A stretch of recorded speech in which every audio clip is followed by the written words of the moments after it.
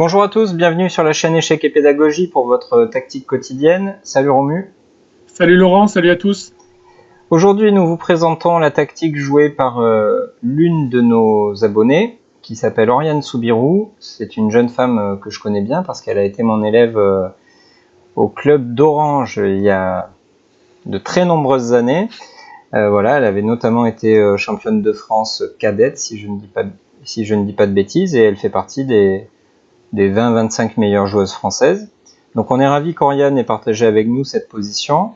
C'est une partie qu'elle a jouée sur internet, et donc le trait est au blanc. Alors je vous laisse mettre en pause la vidéo et réfléchir par vous-même à cette suite trouvée par cette jeune championne française. Et ensuite Romu va vous dévoiler tous les secrets de la position.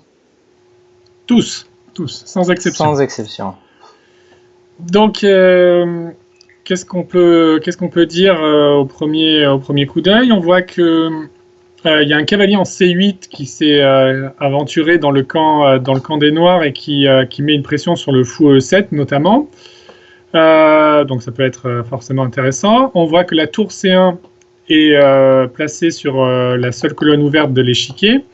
Donc on voit qu'avec l'action combinée du cavalier, on peut imaginer que la 8e rangée pourrait être une cible pour les blancs. Mmh. On voit également que les blancs possèdent une majorité de pions au centre, avec le duo de pions E4 et D5 face au pion D6. Donc qui dit majorité, dit possibilité éventuellement de se créer un pion passé. On voit que je l'ai dit un peu tout à l'heure, le roi noir n'a pas de case de fuite, donc sur la 8e rangée, les noirs peuvent se retrouver éventuellement vulnérables. La dame noire s'est expatriée en A2, certainement à la pêche au pion, et du coup elle est loin de la défense du roi et de la 8e rangée, comme on vient de l'évoquer. Donc en revanche, attention au roi. Oui, le roi blanc, oui, tu fais bien de le signaler, effectivement, parce que le roi blanc est dans la même situation que le roi noir, à savoir les pions se trouvent en H2, F2 et G2, et par conséquent, la première rangée peut éventuellement doit être sous surveillance de la part des blancs. Donc, tout ça mis bout à bout, on a compris que la 8e rangée et la majorité de pions au centre sont les deux critères vraiment prédominants. Et donc le premier coup trouvé par Oriane, c'est le coup E5. Passage en force. Passage en force, exactement. Donc le coup E5 attaque le cavalier en F6. Donc la partie, les noirs ont pris en E5. Alors, on pourrait penser à enlever le cavalier peut-être, et notamment qu'est-ce que tu nous as réservé si on vient prendre l'autre pion en D5? Alors, moi j'ai pas réservé grand-chose, mais certainement Oriane avait pensé que sur cavalier prend D5, il y a une jolie astuce tactique basée sur le coup spectaculaire dame prend D5. Donc l'idée et d'éliminer le cavalier qui défend le fou E7, et après cavalier, donc dame prend dame bien sûr, cavalier prend E7, échec et fourchette sur la dame. Donc si le roi bouge, on prend la dame et on a 2 pièces de plus, et si la tour mange le cavalier, alors tour C8, après tour E8, tour prend E8, mat du couloir. Et la fameuse faiblesse de la 8e rangée dont tu nous as parlé. Ok, ouais. Alors si on veut toujours pas prendre le pion E5 tel que l'a fait le joueur avec les noirs, on peut penser peut-être à jouer cavalier D7, en se disant notamment que puisque les blancs vont bientôt avoir un pion passé sur la colonne D, ce cavalier pourrait faire office de bloqueur finalement. Oui, exactement.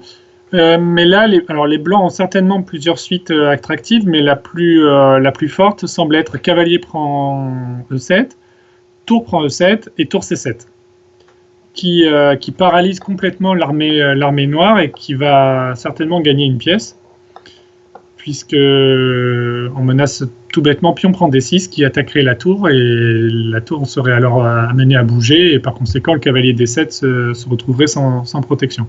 Et là je ne vois pas vraiment de défense, puisque sur pion prend E5 il y aurait D6. On n'a pas dit, mais c'est l'idée.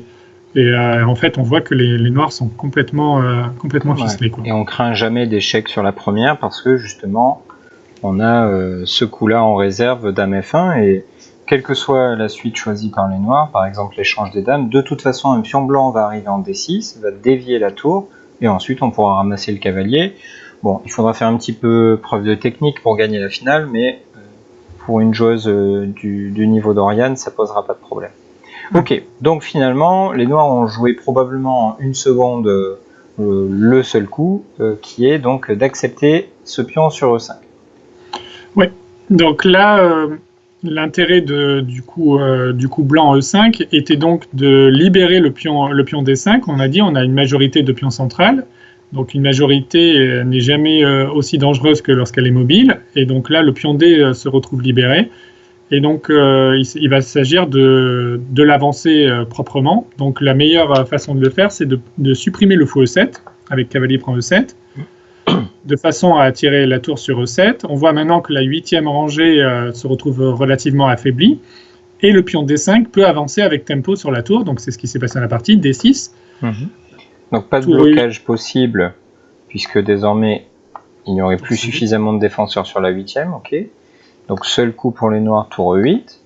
Tour E8, seul coup pour éviter le mat. Et maintenant le pion continue sa chevauchée, D7, tour D8, obligé, tour C8. Donc ça on l'avait déjà évoqué dans quelques-unes de nos vidéos précédentes, lorsqu'on parlait de la force d'un pion passé qui s'avance comme ça. L'idée, c'est bien sûr que ce pion aille le plus loin possible pour menacer une promotion, mais également, il sert de point d'appui sur les colonnes adjacentes pour les pièces lourdes, notamment. Et là, c'est exactement ce qu'a fait Oriane avec tour C8. Donc, on attaque la tour D8. Le seul coup... Si on aimerait faire échec, mais il y a toujours dame F1 de toute façon qui va couvrir. Donc, le seul coup pour défendre la tour, c'est dame A5.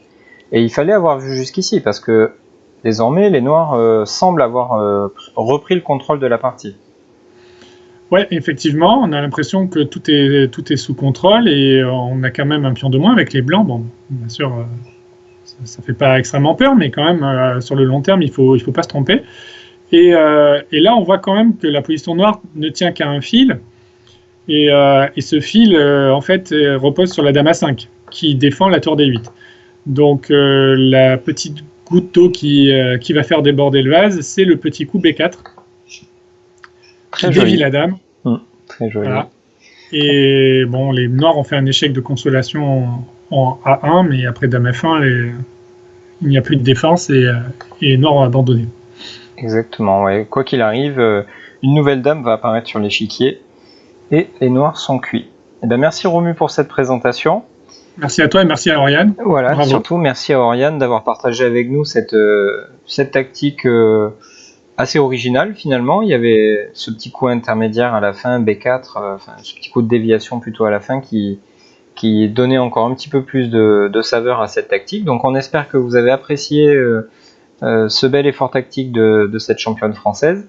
Et on vous invite, comme elle, à nous partager des tactiques que vous avez jouées, que vous avez subies, parfois ça peut être le cas, que ce soit en partie longue ou sur internet ou peu importe, par correspondance.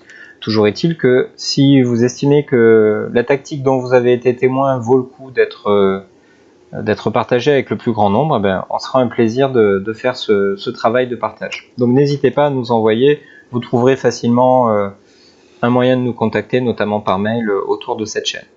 Merci comme d'habitude de liker la vidéo si elle vous a plu, de la partager auprès de vos amis si vous estimez que ça en vaut la peine, pardon. Et bien entendu, si ce n'est pas encore fait, pensez à vous abonner et à activer la petite cloche pour recevoir chaque jour votre tactique quotidienne. On vous dit à demain pour la prochaine tactique. À demain, au revoir.